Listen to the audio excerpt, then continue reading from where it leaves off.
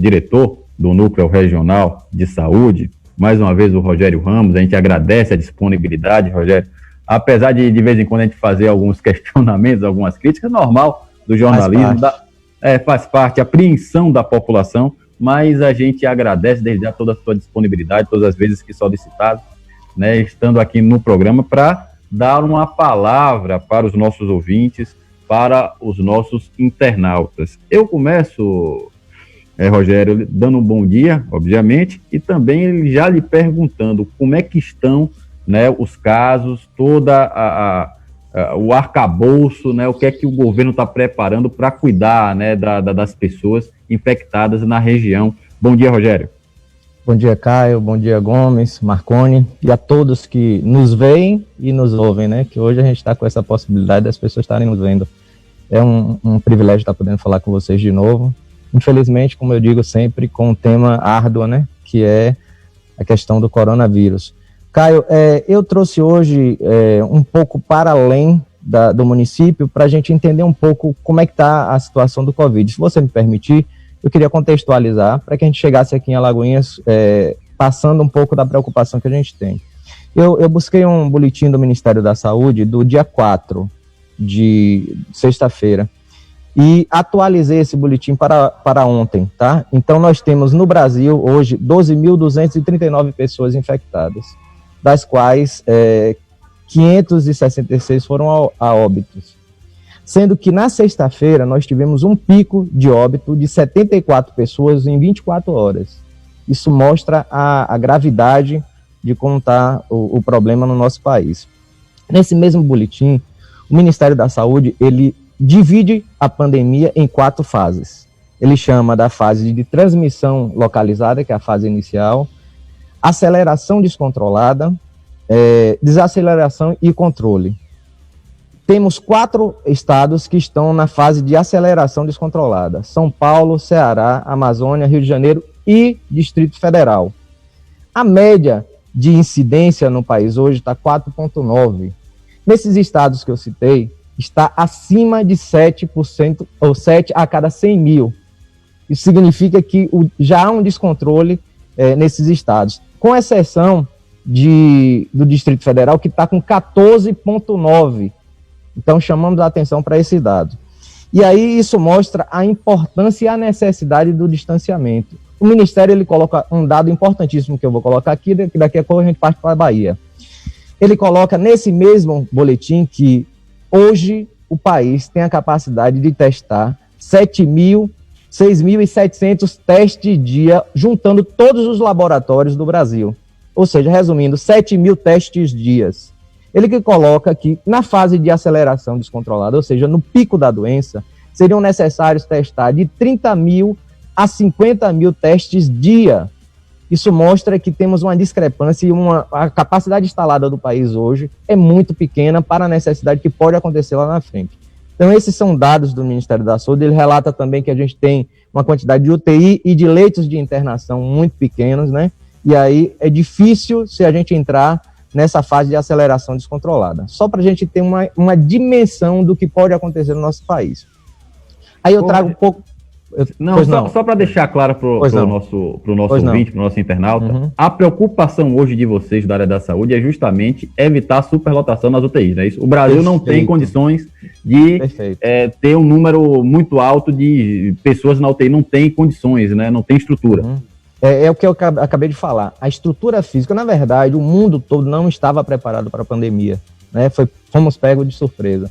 E a capacidade instalada do país hoje, em geral, não suportaria um pico da doença.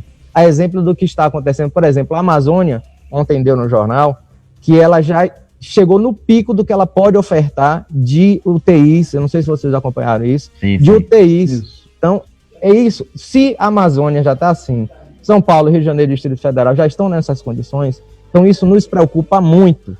Aí eu venho para a Bahia, só para a gente entender. E aí a gente vai falar de um contexto geral, eu abro mais para a gente começar a discutir. Na Bahia, no dia 24 de março, nós tínhamos 79 casos. Ontem, o último dado foi 437 pessoas infectadas, confirmadas, na verdade. Então, equivale a um aumento de 220% em menos de um mês. Então, é um dado muito sério, apesar de que a gente está lutando pelo distanciamento, o governo tem feito isso, e mesmo assim o número de infectados tem subido bastante. Tem um estudo que foi feito pela UFBA, o UFES, em parceria com a Unicamp. Eu não sei se vocês viram isso. Dos 417 municípios, existem 90 com alto risco de ter o pico da doença. 91. Dentre esses 91, nós temos Alagoinhas e Ribeira do Pombal, que está dentro da macro-região Nordeste. Então, nos preocupa também, porque foi considerado por diversos fatores, dentre eles localização e o volume populacional, foi colocado que Alagoinhas e Ribeira do Pombal têm esse alto risco. Esse é o contexto mais geral da Bahia. Aí a gente chega em Alagoinhas. A região Nordeste, nós temos 8 casos. Tivemos ontem mais um caso em Catu. Dentre os 8 casos, nós temos 5 no município de Alagoinhas, um em Nova Açores, um em Adustina e um em Catu. E aí a gente traz para finalizar essa contextualização, para a gente entender, existem 3 formas de você deter a epidemia. A epidemia é algo que é mais localizado. A gente está lidando com a pandemia porque está em todos os continentes. Vacinação ou remédio é um deles. Aí eu pergunto, vacinação não tem ainda vacina. Remédio está se estudando a hidroxicloroquina, mas ainda não se tem resultados tão positivos, não. Tem resultados, mas não se tem confirmação da efetividade do remédio. Então, não temos nem vacina, nem remédio. A outra forma seria fazer com que um número muito grande de pessoas passasse a ter imunidade. Para isso, haveria a necessidade de ter muitos contatos. Como você aumenta o número de pessoas contactadas, você aumenta, por consequência, o número de óbitos, né? Então, não queremos que as pessoas morram. E nos resta a terceira opção, que é o distanciamento social. Então, só tem essas 3 formas. Distanciamento social é um remédio amargo, mas é o menos complicado das 3 formas da gente ter. Se tivesse a vacina e o remédio, seria perfeito. Mas vacina leva 1 a 2 anos para ter e remédio ainda está em fase de teste. Então, essa foi uma contextualização para a gente entender a necessidade que temos hoje de manter o distanciamento social. E aí, agora, eu me coloco à disposição de vocês para que a gente possa bater aquele bate-papo, fazer aquele bate-papo mais tranquilo, sem precisar estar colocando tantos dados para vocês, tá bom? Só foi uma contextualização para se ter uma ideia da urgência que temos e do risco que temos na nossa região e no município da gente perder o controle da epidemia. Só um dado, só para complementar, a Bahia ainda está na fase inicial da epidemia, que é a fase localizada. Vamos fazer de tudo para que a gente não evolua para a fase de descontrole. Obrigado, Rogério. Aliás, perfeita a sua explanação, muito didática. Ô Marconi, eu vou pedir que você preste atenção aí no Facebook, eu vou estar prestando atenção aqui no YouTube, nas pessoas, nas perguntas aqui, pelo WhatsApp também. Mas vamos passar a pergunta. Gomes, pode fazer sua pergunta. Na realidade, Rogério, um abraço, bom dia para você. Mais uma vez, eu também quero lhe agradecer pela presteza com que tem nos tratado ao lidar com as informações, assumindo, né, Caio, às vezes, algumas críticas, o que acaba sendo natural, mas nós temos uma vantagem, todos nascemos aqui muito próximos um do outro, né, os nossos contatos foram praticamente o mesmo, então esses laços acabam crescendo entre a gente e as arestas que acabam surgindo, a gente consegue aparar. Mas ontem eu tive... Faz parte da vida, né? É isso aí. Com certeza. Mas ontem eu tive uma informação que existe alguém no Dantas Bião que deu entrada lá, uma senhora com mais de 70 anos, eu não sei precisar a idade, com suspeita do corona, do Covid-19. Você já tem alguma informação sobre isso? Olha, eu tenho um contato direto com o bioquímico Fernando, a quem eu mando um abraço, Fernando da Pousada Alagoinhas. Ele é o responsável pela equipe que faz a testagem lá. Nós trocamos essa informação diariamente. Eu tenho lá no núcleo uma sala que a gente construiu, desconstruímos o auditório e fizemos uma sala de situação, onde estamos eu, representante da atenção primária, né, que é a atenção básica, representante da vigilância sanitária e epidemiológica, ou seja, eu botei minha equipe toda numa sala. E todos os dias fazemos uma sala de situação, ou seja, discutimos o que fizemos ontem e vamos discutir o que vamos fazer hoje. Nessa sala de discussão, Fernando sempre nos passa todos os dados.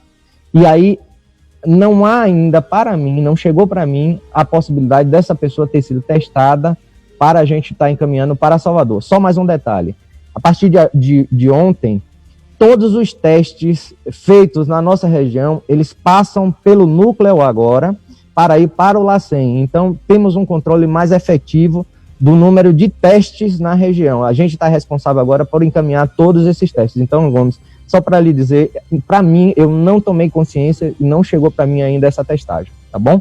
Certo. E o objetivo da pergunta é principalmente, e agora vai facilitar, porque você tendo conhecimento, nós teremos mais fácil. É para evitar o pânico das pessoas que, a partir do momento que tem uma informação dessa sem a confirmação, passam a divulgar aleatoriamente como se fosse mais um caso, quando na prática não acontece. Temos esse objetivo de ajudar. Mas nós ouvimos o prefeito Joaquim Neto em uma entrevista ontem, e ele nos afirmou que tem informações de que o pico do coronavírus deverá se dar a partir de amanhã, principalmente na nossa cidade, informações oriundas da CESAB. Você tem alguma informação sobre isso? Na verdade, eu vou divergir um pouco da informação. Eu tive conversando, eu converso muito com o prefeito todos os dias, e eu fiz uma colocação para ele que essa semana a gente espera que aconteça muitos casos em Alagoinhas. Eu estou colocando para Alagoinhas. Por que isso? Existe um gap, um intervalozinho de tempo entre a testagem e a saída do resultado para a gente. Porque o LACEN, ele testa todo mundo no estado da Bahia. Então, leva um gap, apesar de que os caras estão trabalhando lá dioturnamente. De manhã, leva à noite, e aí não está dando conta, contextualizando daquilo que eu lhe falei da questão dos laboratórios, né? Não dá conta de tantas demandas. E aí, saiu sábado e domingo 2 resultados positivos para a nossa região, para Alagoinhas, desculpe. E aí, na minha percepção, o tempo que se deu da testagem daquele primeiro caso até hoje, começa a sair esses resultados. Então, espera-se que nessa semana a gente tenha a possibilidade, se houver casos positivos, de que os resultados saiam muitos. Entendeu a expectativa? Nesse sentido, porque o espaço temporal entre a testagem e o resultado possa se dar, na minha percepção, durante essa semana toda. Então, talvez a gente tenha uma evolução em Alagoinhas grande. É uma expectativa, não é uma confirmação. Visto que as testagens podem estar saindo os resultados agora. Temos, se eu não me engano, de 20 a 35 testes que foram feitos e que estão aguardando o resultado ainda. E uma outra coisa que eu posso adiantar é que estamos com uma outra linha investigativa de uma outra possibilidade, fora aquela possibilidade que gerou o primeiro até o 5º caso. Esses estão todos interligados entre si. Estamos agora, tanto o município como o estado, com uma linha investigativa, já estamos cuidando dessa outra possibilidade, mas ainda não há nada concreto. São informações que nos passaram e que a gente já cercou todas essas possibilidades para que, se houver positivo algum caso desse, a gente já esteja tudo cercadinho, bonitinho. Então, não há confirmação de mais nada, mas temos uma linha investigativa epidemiológica de que a gente está cercando uma outra possibilidade. Marconi. Por fim, como proceder com uma comunidade, né, completamente desobediente, visto que ontem, na sexta-feira e ontem, nós vimos em todos os locais um desrespeito completo às orientações, aos decretos, às normas de saúde, enfim. Se o povo não colaborar, nós não teremos como combater o vírus, né, o Covid-19. Qual a sugestão que você daria, fazendo parte do núcleo, com experiência maior, tendo conhecimento de vários casos no estado, para que nós possamos também dar uma contribuição no sentido de debelar esse comportamento no meio da nossa sociedade? Pois é, Gomes, às vezes as medidas precisam ser endurecidas. Quando há uma situação como essa, em que o risco à saúde geral ela passa a ser maior, às vezes a medida precisa ser um pouco mais dura. Existe no Supremo uma jurisprudência, de Marco Aurélio de Mello, que diz que nessa situação de pandemia, o direito de ir e vir pode ser cerceado.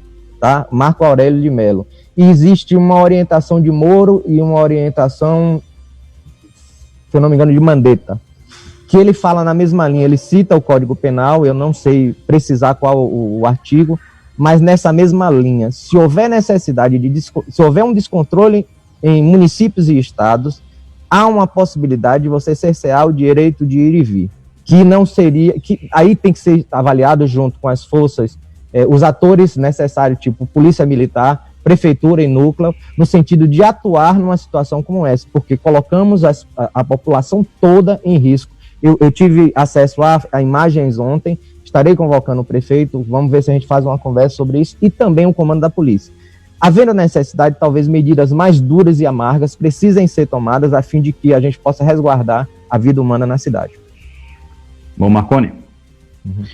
Bom, Rogério, bom dia. Quando se fala, é preciso que a população tenha acesso com clareza às informações, até para evitar a chamada histeria coletiva, o pânico generalizado.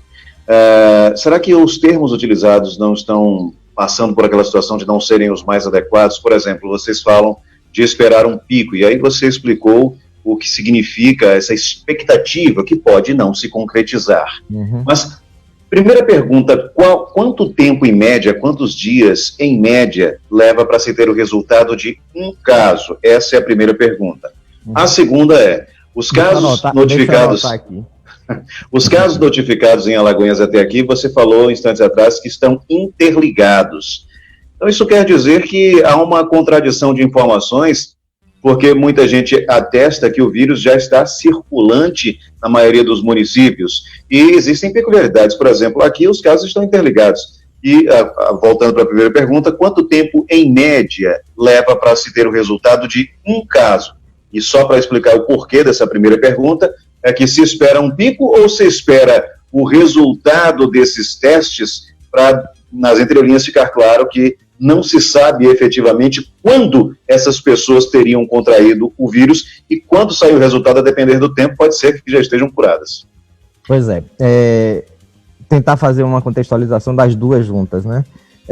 Os casos são interligados porque houve contato entre o primeiro e o quinto. E aí a gente faz a linha investigativa. Primeiro, quando você identifica um caso, você se cerca das pessoas que ele contactou.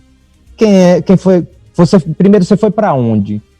Por exemplo, num desses casos, a gente conseguiu perceber que ele teve em Salvador, foi num teatro em Salvador, foi num cartório, foi em um restaurante no Barra, foi em um restaurante à noite. Então, pode ter sido, por exemplo, lá o momento onde se infectou. Veio para Alagoinhas, contactou muitas pessoas aqui nos seus ambientes de circulação, inclusive ambiente de trabalho, e aí acabou nessa linha contactando com várias pessoas, e essas pessoas começaram a apresentar sintomas.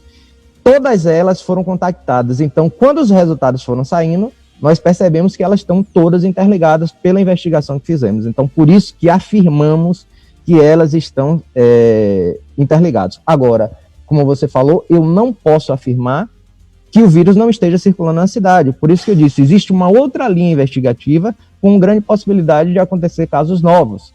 E aí, assim que o alerta é ligado, a gente já toma as devidas providências a fim de deixar as pessoas em isolamento social, e aí deixar claro a diferença entre distanciamento social e isolamento social. Distanciamento é pedir que as pessoas não circulem na cidade, ela mantenha essa coisa de estar em casa. E o isolamento social é quando se detecta a possibilidade da pessoa estar infectada e ela ter a obrigatoriedade de se manter na sua residência. Então, essas pessoas que a gente identificou, já coloca logo em isolamento social, fica na quarentena os 14 dias. Aí, o que você falou está correto. Efetivamente, a pessoa se contamina. Você tem um gap que é aproximadamente de 15 dias, aí eu não posso precisar exatamente qual é esse espaço que o laboratório dá o retorno, mas em média 15 dias é o tempo em que a pessoa se cura, né? O tempo de incubação e das sintomatologias é de 14 dias. Então, talvez, assim que o resultado saia, a pessoa já deva estar sem a sintomatologia e sem estar transmitindo o vírus. Por isso que a gente pede que ela fique em isolamento. Então, de uma certa forma, eu já respondi. O tempo em média, são 14 a 20 dias do resultado dos exames. Mas, como ele disse, não dá para precisar, porque o LACEN está dando conta de 417 municípios. Então, a única prioridade são os óbitos, que precisam ser testados, o resultado tem que sair de imediato, e os profissionais médicos, porque a gente precisa fazer com que ele, por ter muito contato, na verdade, profissional médico não, profissional de saúde, desculpa, mas principalmente o médico, por terem muito contato com pacientes, existe a possibilidade de uma disseminação maior da doença por conta dos profissionais de saúde, né? Incluindo aí o médico, porque ele contacta com muita gente. Então, existe o risco de contaminação. Aí sim, nesse caso, a priorização do resultado dos exames. Bom, Rogério, 6h59, a gente agradece muito sua presença no programa no dia de hoje. E a gente lhe deixa à vontade aí para as considerações finais, o recado que você queira mandar para os nossos ouvintes, para toda a região que está nos acompanhando, Catu, Pujuca, região metropolitana de Salvador e também toda a região aqui de Alagoinhas. Eu volto só para aquele questionamento finalizando o questionamento de Gomes, e eu vou finalizar com essa fala. As pessoas precisam ter cuidado com a informação. Ela não deve circular informação que ela não tenha a concretude do fato. Ela não sabe que aquilo ali é verdadeiro, então evita, porque faz com que, por exemplo, as autoridades gastem energia investigando algo que não tem fundamento, e aí perde tempo em vez de estar trabalhando com a avaliação das coisas concretas, fazendo estudos e monitorando aquilo que é adequado. Então, eu peço à população que evite as fake news, só veicule aquilo que verdadeiramente for concreto. Aquilo que não se sabe a procedência, evita de estar fazendo a transmissão, ou a reprodução da informação, perdão. Então, eu gostaria de agradecer a vocês que se colocam sempre solícito para que a gente possa estar passando as informações, agradecer a população por ter nos ouvido e fazer com que elas permaneçam em casa e tomem todos os cuidados devidos. Um forte abraço e obrigado pela oportunidade. Valeu, Rogério Ramos. Falamos aí com o diretor do Núcleo Regional de Saúde, da área do Nordeste da Bahia, o Rogério Ramos. É com você, Marconi.